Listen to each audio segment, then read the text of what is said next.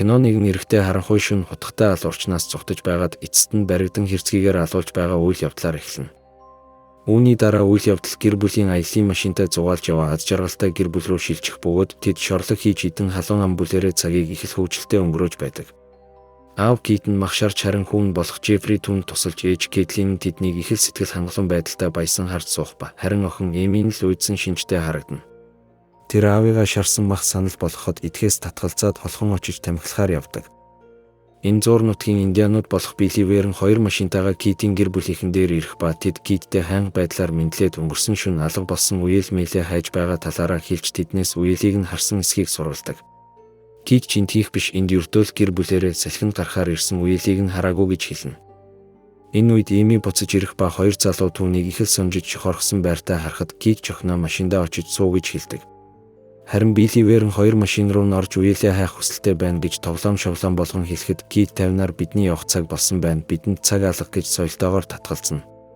Ингээд Биливерн хоёрыг машиндаа суухаас өмнө Жеффри тэднийг шоколадаар дайлж хоёр залууч машиндаа суун тэндээс хөдөлдөг.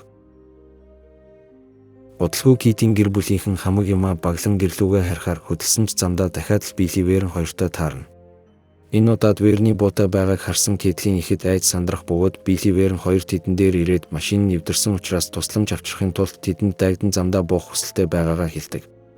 Гэхдээ Кейтлин тэднээс айж тэдний гуйлтыг эрс эсэргүүцнэ. Верн ч Киттэй хэсэг ярилцаад тэгвэл зөвхөн Билийг аваад явчих гэрн яг замд байгаа та нар угаасаа л тэрүүгээр дайрч өнгөрнө гэж хэлэхэд Кит чихнэр нь хичнээн эсэргүүцсэн ч энэ удаад зөвшөөрөн Билийг машиндаа суулгана. Били машинд орж ирснийхээ дараа Жеффритэй яриа өрнүүлэн гэртээ өвөө болон эмэгтэй дүү нартайгаа хамт амьдардаг тухайгаа хэлж харамсалтай нь өчигдөр шөнө үеэл мэйл нь гэрээсээ гараад эргэж ирээгүй талаар ярина. Гэтэл гинт Жеффри түүний ард ирээд хоёр хутгаар хүзүүрүүн дүүрч алдаг. Ингээд үнэн хэрэгтээ энийг л жирийн аз жаргалтай мэд харагдах гэр бүлийнхэн цуврал алуурчид болох нь тодорхой болох бөгөөд тэд хүмүүсийг алж махаар нь хоолдог гаж зуршилтай хүний махчид байжээ. Киноны ихэнд алагдсан эрэгтэй бол Биливерн хоёрын хайгаад байсан үеэл мэйлэнд байсан ба Китийн гэр бүлийнхэн түүнийг шөнө алаад өглөө нь махаар нь шорлог хийж идсэн нь тэр байв. Харин одоо тэд Билийг алаад биеийг нь жижиглэн хөрөөдөж хөргөгчөндөө хийдэг. Кит дотор эргэтнүүдийг нь янзлах зур Кейтлин Эмид энэ чиний хамгийн дуртай хэсэг гэд Билигийн нүдийг өгөх ба гинт Билигийн утас дуурахад Кит утсыг нь аваад эвдэлж хайдаг. Дараа нь үйл явдал Билигийн гэрийнхэн рүү шилжиж Билигийн өвөө болон түүний хоёр эмэгтэй дүү Жулиан Савана хоёрыг оройн хоолоо идэх гэж байтал хаалганых нь хонх дуугардаг. Жулианыг хаалгаа очиж нээхэд Китийн гэр бүлийнхэн байх ба Кит машин нэвдэрчихсэн учраас өнөө шөндөө танаад хонож болох уу гэж асууна. Тэгтэл Савана тэдэн дээр ирээд Китийн гэрийнхнийг хот руу явж хоногсон дээр байх гэж татгалцахад Кейтлин замдаа Билитэй таарсан ах нь тэднийг явуулсан гэж хэлсэнд хоёр охин ч үүнд нь итгэн тэднийг гэртээ оруулдаг. Ингээд Билигийн өвөө хотоос ирсэн зочдыг их л урайлгахнаар хүлээн авч хоорондоо мэд солилцсон яриа өрнүүлэх бөгөөд Кит ч гэрт нь холбоо барих ямар нэгэн утас байгаа эсхийг асуухад тэд гэрт нь ганц л гар утас байдаг үүнийг нь Били авч явсан гэж хариулна. Тэднийг хамтдаа хооллохоор хоолны ширээнд суусны дараа Савана тэдэнд итгэхгүй байгаа янзтай Били тэднийг явуулсан юм бол яагаад өөрөө хамт ирээгүйг асуудаг. Кит сандран хахаж цацсан ч Кейтлин 50 байдлаар Биливерн хоёр алга болсон үеэл мэлээ хайхаар үлдсэн гэж хэлдэг. Саванагийн тэдэнд итгэхгүй сэжиглээд байгааг ойлгосон Китийн гэр бүлийнхэн бие рүүгээ нууцаар дохиж тэдэн рүү дайрахаар бэлдэж байтал гинт Жулианы найз залуу Биг Мак гэх авраг том биетэй ир орж ирнэ. Биг Мак маш өндөр том биетэй дээрээс нь хүн лантуутай байсан тул тэд ч түүнээс бага зэрэг сүрдэн хүчээр барахгүй байж магадгүй гэж бодоод төлөвлөгөөгөө түр зуур хойшлуулахаас өөр аргагүй болдог. Оройн хоолны дараа Савана зочдтой төгөлдөр хуур тоглож үзүүлж энэ зур Жеффри Биг Мак болон Жулиан хоёрт шоколаднасаа өгнө. Дараа нь Жулиан Китийн гэр бүлийнхнийг тус тусдынх нь хуваарьт өрөөнд оруулж тэд чумдахаар болох ба Кейтлин нөхөртөө энэ гэр бүлийнхнийг алахыг хүсэхгүй байгаа талаараа хэлдэг. Учир нь тэд өөрсдийн гэсэн дүрмтэй байсан бөгөөд энэ дүрмийн дагуу нийгэмд хэрэггүй адгийн шаарнууд гэж үзсэн хүмүүсээ хөнөөж нийгмийг цэвэрлэдэг байжээ. Гэсэн ч Кит энэ гэр бүлийнхэн ямар ч амьдралын зориггүй өдрийг аргацааж амьдардаг учраас нийгэмд хэрэггүй гэж ихнэрээ ятгадаг.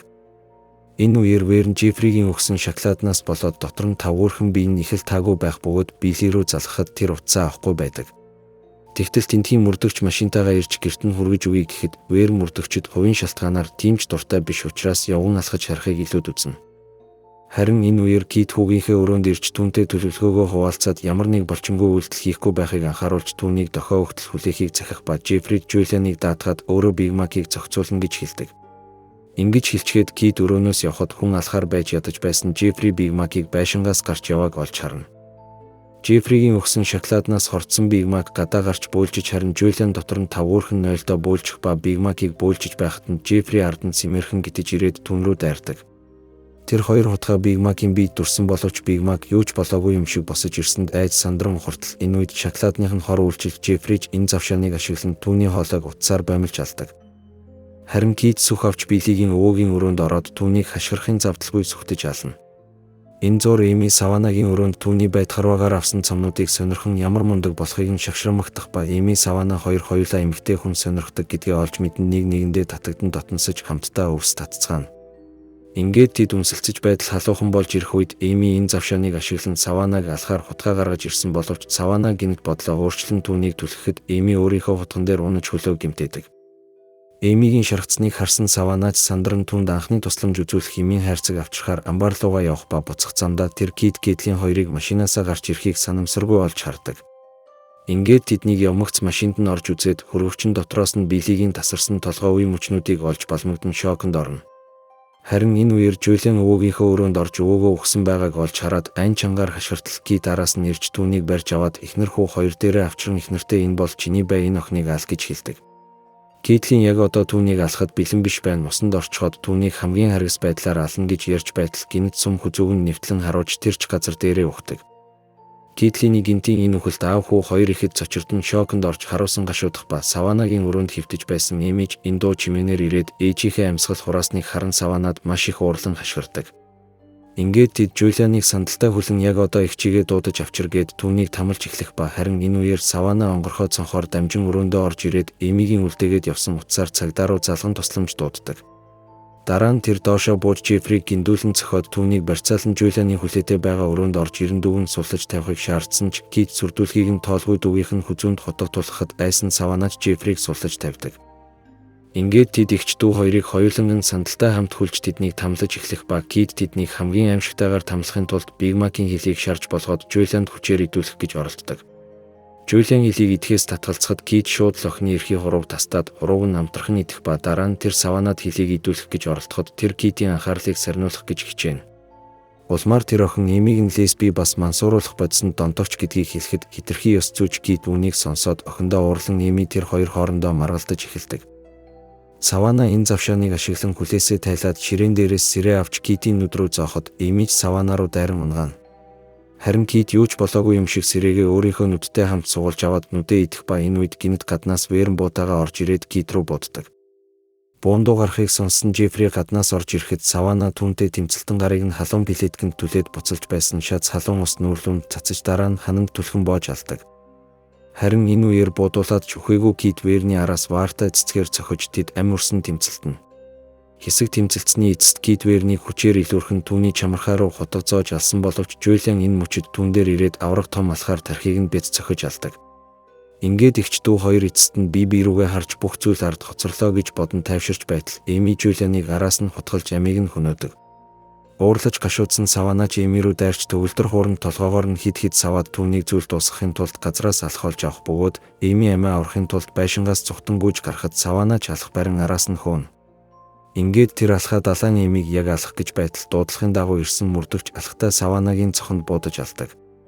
Мөрдөгч Эмид босоход нь туслан машиндаа суулгаад Билигийнхэн хотоос ирсэн гимгүү гэр бүлийн гишүүдийг хөнөөсөн талаар цагдаагийн хэлцэд мэдээлэх ба гинт Эми мөрдөгчийн араас дайрч түүнийг ч бас алдаг. Ингээд тэр бүх нотлох баримтаа устгаж байшинг бүхэлд нь шатаагаад машиндаа сууж малгайгаа өмсөн тэндээс явж байгаагаар кино төгснө.